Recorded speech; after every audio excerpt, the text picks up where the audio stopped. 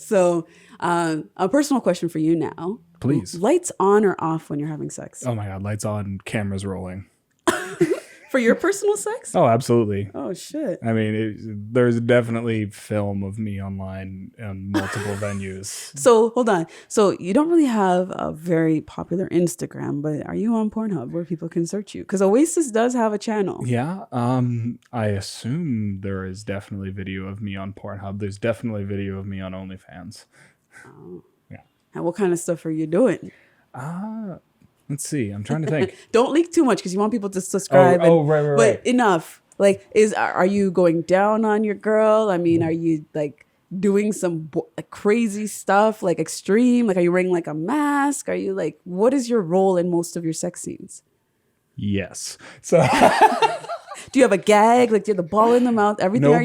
No ball gags. I've been in most roles. I don't generally do submissive roles on porn. It's not generally my thing. So you're the dominant. I either dominant or equal. Like there's definitely some. Did you catch that, Friday? Dominant or equal? Yeah. Sparse. What is that equal? Sparse, Sorry. Sparse. Dominant or my partner's a fucking brat. Okay. Yeah. I mean, and then I say partner or partners, depending on what film you're watching. Okay. So this is another stigmatized issue. Please. Prostate massage. Are you against anything going in your butt for pleasure? Please, guys, in No your judgment. life, let someone put something in your butt. There we have it.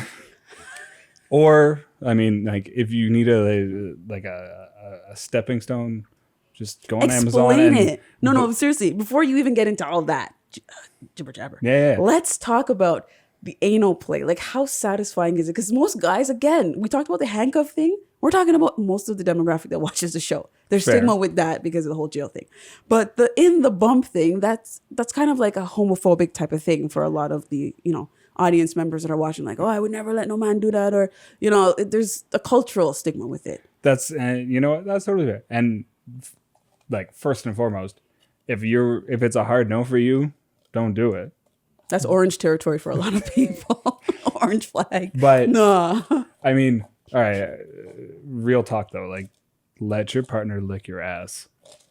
Just wow. Let that be the Friday, what are you doing over there? You're grinding on the mic. Why are you what? I'm hearing some grinding. I'm playing with my ice cap. Playing with the ice cap. Just give it a try. Like, that's all. Like, if you don't like it, that's cool. But go into it with an open mind. You don't need to go into it with an open asshole. I didn't see that one coming. Oh, man. Well, again, think about it, though. How could there be so much stigma with that? And then there's a lot of guys that would love to finger their girl in her ass or fuck her in her ass. Like, do things with the girl. I mean, there's a huge power struggle there, right? Like, a lot of people look at it as a dominance thing or like a taboo thing. And, like, myself included, I love doing butt stuff on ladies because it does feel like extra dominant. And then it makes them come more. That's just the reality. It's true for guys too. Yes, the prostate massage is a stimulant for... this leads into Friday's next question. So yeah, let me jump into his question about the difference between coming and orgasm. Okay. Right? So a lot of the time with a woman, when she's having that major that big orgasm, it's like a buildup. Mm-hmm. But if a girl gets wet and squirts and stuff like that, that's not necessarily her having an orgasm. That's because she's wet, and then she can also have those episodes of those gushes. Absolutely. Right? So with that prostate massage, a guy wouldn't be having an orgasm. He would be probably coming and just having some squirt play for himself. If you're really lucky, it's both. Mm-hmm. But yeah, like... then you'd be done after that. Right? Like, you won't be done. You will be fucking wrecked. Well, okay. Orgasm is bigger than the cum. Yeah. Because, right, It's coming, girls come, they come. But there's rare that a girl has an orgasm. Or not rare, but, you know what I mean? It's not as regular as just coming. You know what I'm saying? And there's different definitions. Like everyone has their own definitions, right? Like I've had a number of partners who say like, oh yeah, I'll squirt, but I won't come. Or, you know, I'll make the face and I'll make the sound. And squirt is about pressure too, by the way. Like, sorry, the both can be though. That's the weird part. And Sorry. I mean, I'm not gonna tell anyone that they're coming or they're squirting or whatever, or they're having an orgasm. You just like water. You just like seeing it all come. Please, I'm at the Aqua Lounge. But no, like there are like everyone has their own definitions of their own responses. But like I had a partner who was a particularly squirty individual, but you know, she'd always tell me like Team Aqua. Team Aqua. But she would always tell me like, you know, you're not gonna make me come. And I'm sitting there thinking like, are you sure? Because like I'm soaked, my bed is ruined. You don't have that extra mattress cover padding? I wish I should have. Everybody should have that when they're squirt. I have a ton of squirt blankets, but I mean, they go in the wash, and you know, a washer can only handle so many. But you know, after almost a year of you know playing with this partner, I finally knew what she meant by, you know, you're not going to make me come, because I made her come, and it was a enlightening experience. She probably couldn't get up after it. No, she couldn't. To, like it was, you know, cuddle puddle for cuddle puddle. I like that. Shout out to all the cuddle puddlers. Oh man, this guy got bars. I know. Yeah, because I've been there. I've had girls who like it's you know it's not you that's making them squirt, right? Because you just got in there, and all of a sudden there's already waterworks. So it's either you're super highly sexual where you're already coming, or you're just squirting. You're not. But she's sensitive. That's the thing. Like if she's already stimulated to that impact of just the lightest touch, because it could be a guy licking her and she's already stimulated enough, right? It's the pressure points and the trigger points that do it for her, because sometimes she's mentally already there sexually, and you have to be there mentally to be able to produce that squirt power. Yeah, to even be able to squirt. If she's squirting, you're doing something right.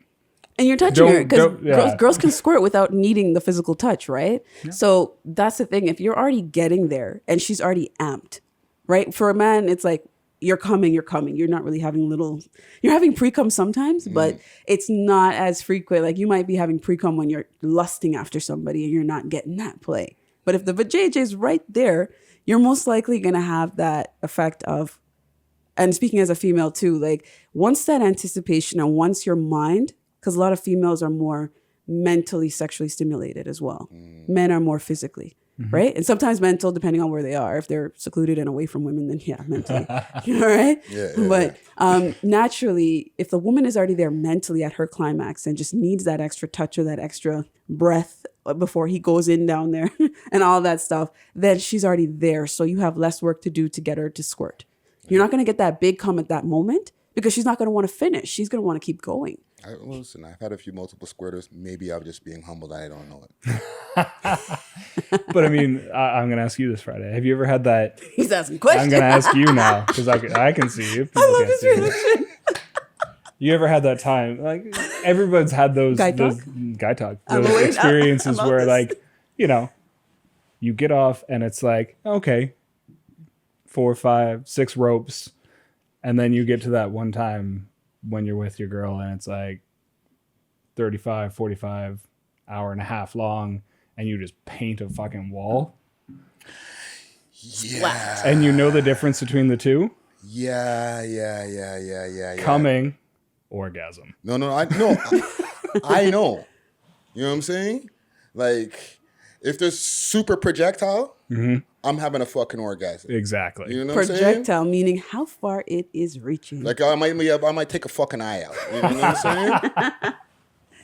And it's like build up too. And I think sometimes when you're more deprived of it, and then you're so much build up because you need to let off. And I think when you go into sex knowing that you need to let off because there's so much adrenaline that has been built up, I think that also promotes the orgasm.